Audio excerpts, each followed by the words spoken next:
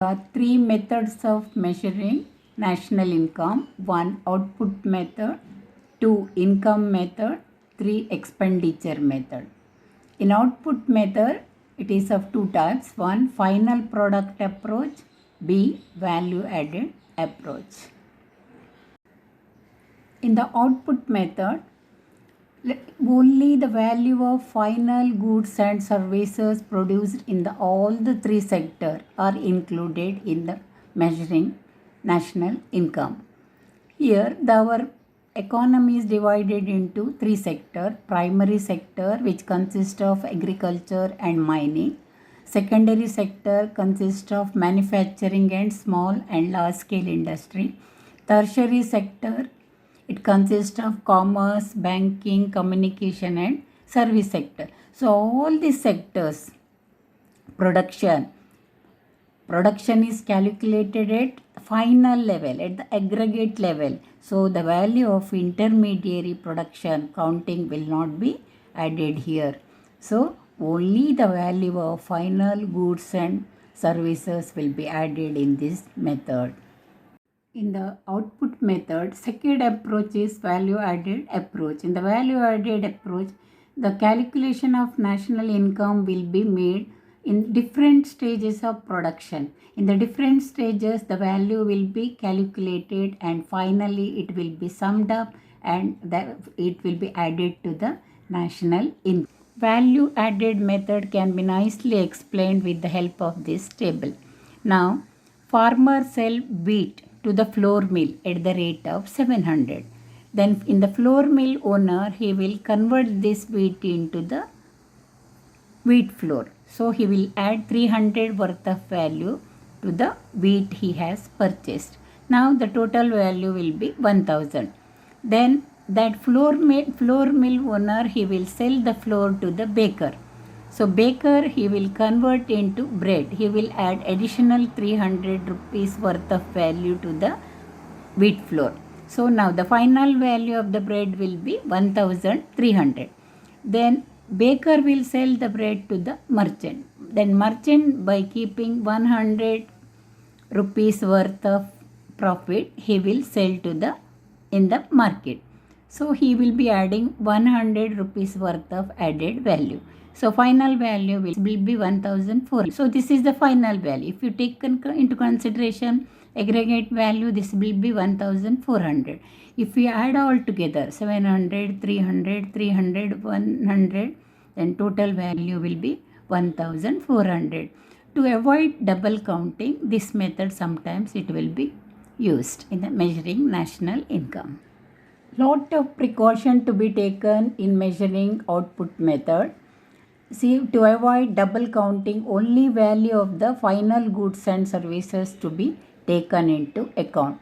The value of the intermediary goods, that should not be counted. For example, if you are taking example of the cost of production of final bread is so much, so only that should be counted. The value of the wheat powder and other ingredients which are used in the production should be ignored.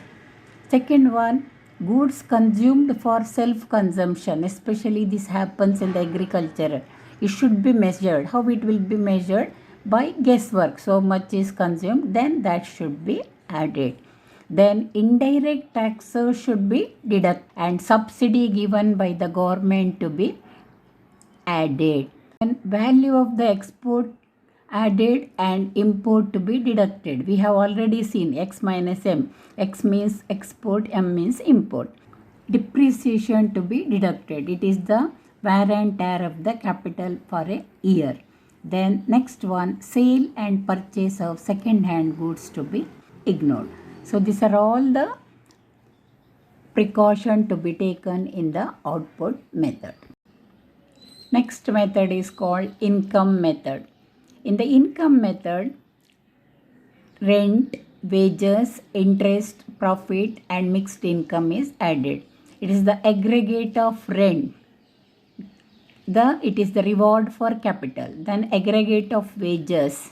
Then aggregate of interest. All the aggregate of profit with the mixed income plus net income from abroad to be added. So rent plus wages plus interest plus profit plus mixed income plus net income from abroad to be added. What is mixed income? Mixed income means earning of the self-employed people. We have seen in India many people, they are working on their firms, on their land. So if they would have used some other labor, they would have paid for them. So the people, those who are earning or their field, their earning also should be taken into consideration while calculating national income in the income method. Then net income from abroad. So net income means our people are working outside. So their earning will come to India. That earning also should be taken into consideration. Now, what are the precautions to be taken while estimation national income in the income method? 1. Transfer payment. Transfer payment means it's a payment, people are not working for that. In spite of it, they are getting income. So in the form of scholarship, gifts, donation, charity, even old age pension, people have worked in their lifetime. For after 60 years they get pension, that is called as old age pension. All these things should be ignored. Then unpaid services like services of housewife should be ignored.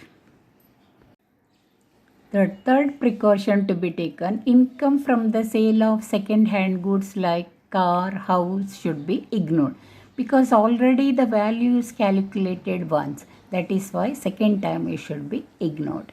Then income from sale of shares and bonds should be ignored, because it is not earning of any particular factor of production, so it should be ignored. Then government revenue received through income taxes should be ignored. Income tax is the taxes on income. So already income is, once it is calculated in the national income in the form of wages, it is come wages. So our salaries. So income tax, it is part of that income is given to the government. So it should be ignored. Then value of goods kept for self-consumption and imputed rent of self-occupied house should be included. The seventh one, undistributed profit. The earning of the companies, that if it is not distributed among the shareholders, that income to be added. Then plus profit of the public enterprises. The sum of the public enterprises which are owned by the government is also earning profit. That also to be added while calculating the national income. Now third method is expenditure or outlay method. In the expenditure method, national income is summing up by consumption and investment expenditure made by all individuals and firms and government of the country. So the spending of individual, government machineries, so all this will be included in the expenditure method. So what is the formula? National income is equal to C plus I plus G plus X minus M plus R minus P. Already we have studied this while studying concept of national income. This is the formula for gross national product at market price. So C is equal to private consumption expenditure for what? On non-durable goods. Non-durable goods means once used that will be finished. Food and all. Then durable goods, car, computer, TV, etc. Then expenditure on transport and medical services. So all the expenditure, durable, non-durable and expenditure on services will be included in the C. Second one, investment. Private investment, that consists of new investment and the renewal of existing investment by the private individuals. Third one, government expenditure, which consists of two types, consumption expenditure and investment expenditure. Consumption expenditure consists of expenditure on maintenance of law, order, defense expenditure, etc. Investment expenditure is for creating infrastructural facilities like construction of roads, railways, bridges, dams, canals, which are used by the public. Then the next one, net foreign investment, that is the difference between export and import, that expenditure. Then net receipt, the difference between expenditure incurred on foreigners in the country, the people those who are working for India, for them we have to make payment. Our people, those who are working outside and their spending, so that difference to be added in the expenditure method while calculating national income. Precaution to be taken in the expenditure. Expenditure on intermediary goods should be avoided to avoid double counting. If suppose people started calculating the value of intermediary goods at different level of production, there will be only possibilities of double counting. Then expenditure on second hand goods should be ignored, otherwise there will be double entrance of the expenditure, because once it is sold, once the calculation is made, so there should not be the, otherwise if again we started taking the second hand good valuation, there will be every possibilities of double counting. Then the expenditure on transfer payment should be ignored, old age pension, scholarship, etc. Then indirect taxes, what we are paying with the while buying commodities, that should be deducted. Then subsidies to be added. Then expenditure on final goods and service should be included. This is very, very important. What are the final goods valuation and services should be included, which we are calling this as aggregate. So these are all the precautions to be taken while measuring expenditure method. Difficulties in the measuring national income. There are two types of difficulties. One, theoretical difficulties and practical difficulties. In theoretical difficulties, 1 or A, transfer payment everywhere it is ignored. Transfer payment is made by the government when people are not working at the time of payment. For example, old age pension, it is given to the retired people. Even though they have contributed while they are working, while they are getting that payment, they are not working. Then scholarship, then unemployment benefit, all these things are everywhere it is ignored.